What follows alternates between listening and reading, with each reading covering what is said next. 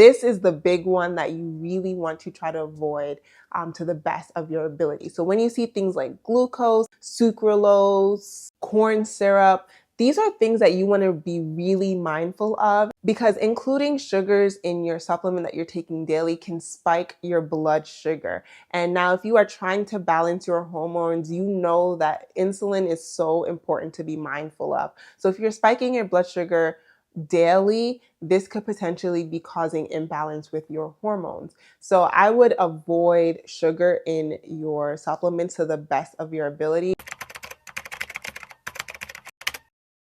Hey y'all, welcome to another video on Healed and Whole. I'm Dr. Donicia, a pharmacist who had 15 fibroids removed just last year. And in today's video, I want to talk about how to shop for the right supplements.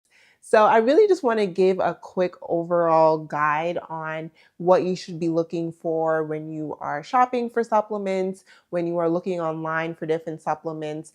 It could be very easy to just go off of what is the cheapest, what looks the best, and what someone else is telling you.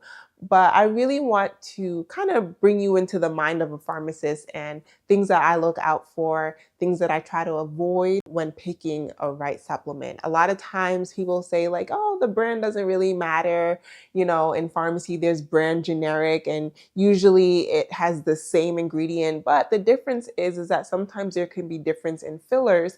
A lot of times with generic, it is cheaper, so it is more readily available for individuals. However, they may utilize ingredients that may not be beneficial for your body, especially when you are trying to have a hormone-friendly lifestyle. So let's get right into it. So the first thing that I will say is brand doesn't really matter, but what matters most is the ingredients. So when I pick up a supplement in the store, the first thing I'm doing is going straight to the back of the bottle. I don't care about the brand name. I don't care how shiny and pretty and the aesthetic of it. I'm going straight to the ingredients. What am I searching for? So let's say I'm looking for vitamin D.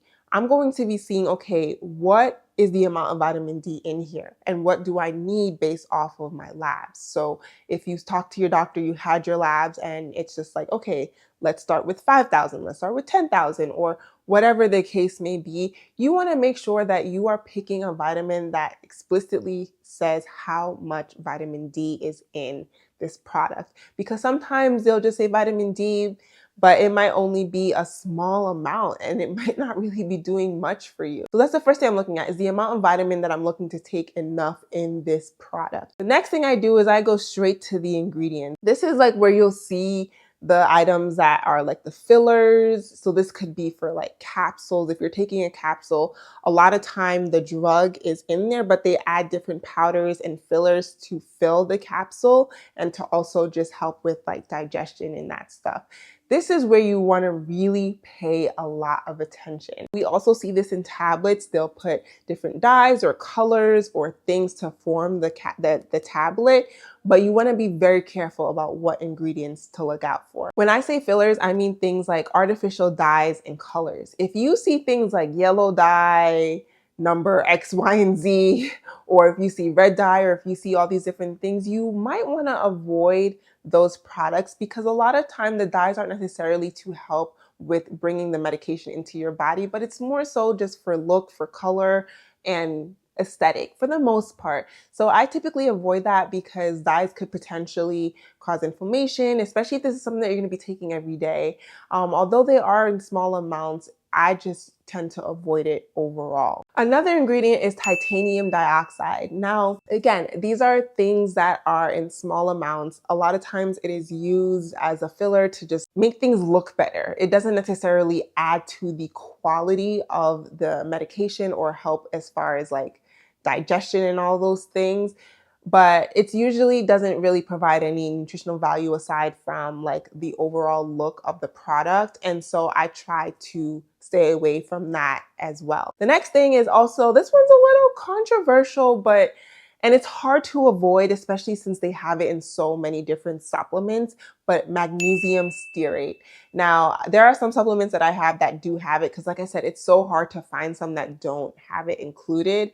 but I try to stay away from supplements and vitamins that do include magnesium stearate, mainly because it is like an anti-caking agent. However, it can interrupt the absorption of the medication that you're taking.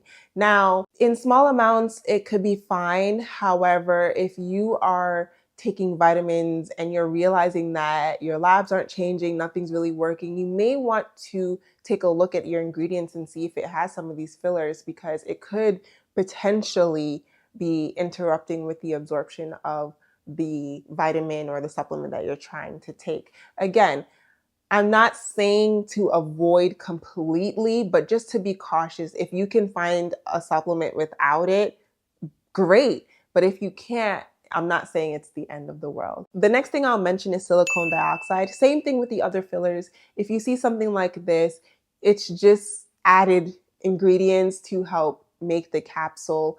I personally would try to avoid, but again, same with the magnesium stearate.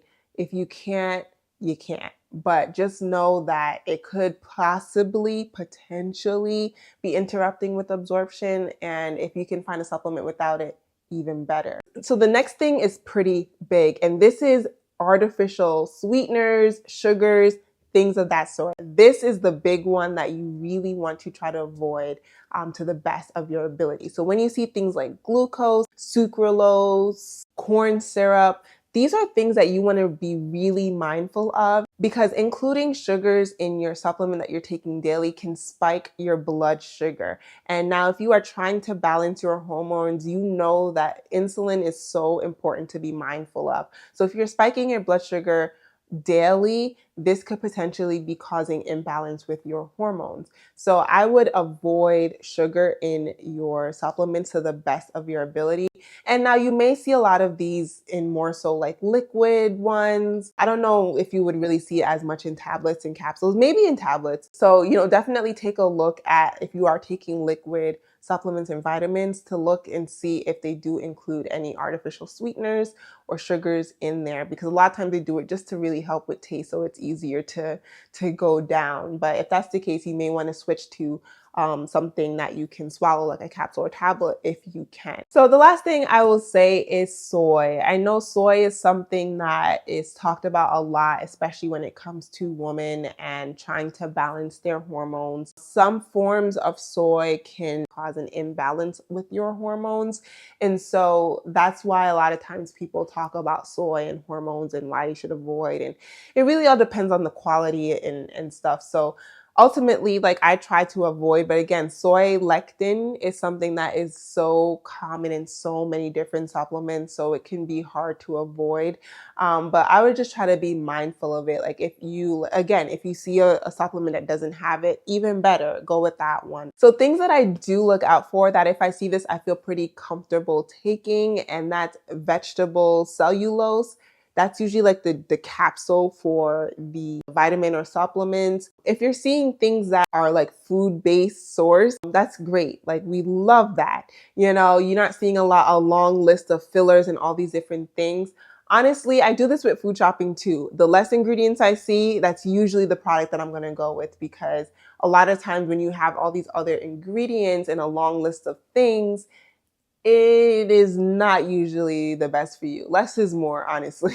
This is how I tend to look for supplements. This is how I tend to, pick things that could potentially work for me. Again, this is just what I do, and this is how I shop. Definitely take what works for you. Don't necessarily limit yourself based off of what I shared in this video, but do your own research. One of the things that I will always say is that supplements are exactly that. They are a supplementation to our normal diet. So if you have gotten your labs on and you realize you need to take more of something, try to get that in your diet for sure.